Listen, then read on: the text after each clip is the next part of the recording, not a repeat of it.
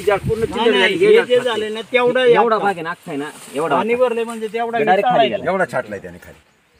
नाही हे काँग्रेस काढ नाही नाही त्याच्यावरून नाही ना त्याचं छातीत गेले काँग्रेस पडला खाली. एक झाड पूर्ण तुटले पाहिजे. हे खोड त्याचं चिल्लर झाले त्याच्या. हे झाड छातीत गेले खाली. एवढं एवढं छाटलंय म्हटल्याच्या नंतर एवढा भाग होता. म्हणून इथला फोटो घे ना येऊ शकत राहिले कवर आता ते. राव त्याला काय होतं पुढे ये ना तुला फोटो आहे ना एक कामगार आहेत ना त्यांनी सांगितलं, चवळी तोडली होती. हुंग असा आवाज आला आणि ती चुनी ते भातकारी पडल्यावर ते पळत आली इकडे काय पडलं बाबा इथं. हा म्हणून हे घरगत थांबा थांबा आवाज आता. डोमेवाडी जुनी डोमेवाडी स्मशानभूमीच्या रोडच्या जमीन क्षेत्राच्या बाजूला सकाळी बाबाजी डुंबरेंनी पत्रकारांना फोन केले की आकाशातून आवाज येऊन काहीतरी वस्तू पडल्याचा आवाज आला. म्हणून बाबाजी डुंबरेंनी पत्रकारांना सकाळी बोलवलं. त्या माध्यमातून आम्ही इथे आलेलो आहोत.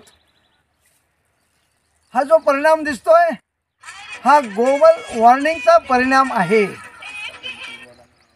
ह्या माध्यमातून मी जनतेला आणि सरकारला विनंती करतोय की हा ग्लोबल वॉर्मिंगने दिलेला इशारा आहे. कारण हा एवढा मोठा बर्फाचा खडा माझ्या हातात आहे.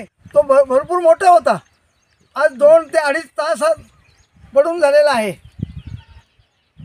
तर माझी सरकारला विनंती आहे, जर जुन्नर तालुक्यात ग्लोबल वॉर्मिंगच्या माध्यमातून जर दुष्परिणाम व्हायला लागले तर शेतकऱ्यांनी शेती करायची कशी, हा प्रश्न शेतकऱ्यांसमोर उभा राहिलेला आहे.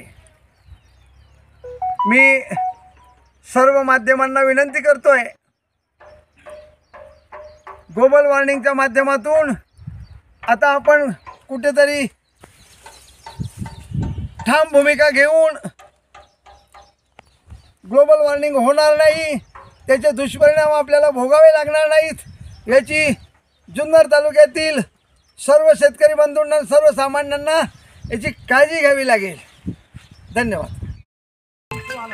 वरून आलता मोकार फार सुटते, पण आम्ही नव्हतं बघितलं. पण आम्ही खाली आल्यावर बघितलं. आवाज कसा येतो? आवाज कसा येतो? आवाज विमानासारखा? विमानासारखा बिंगत आलत. असं गोल गोल बिंग झाला आणि पडताना तू पाहिला ना? हा पडताना पाहिलं. पडताना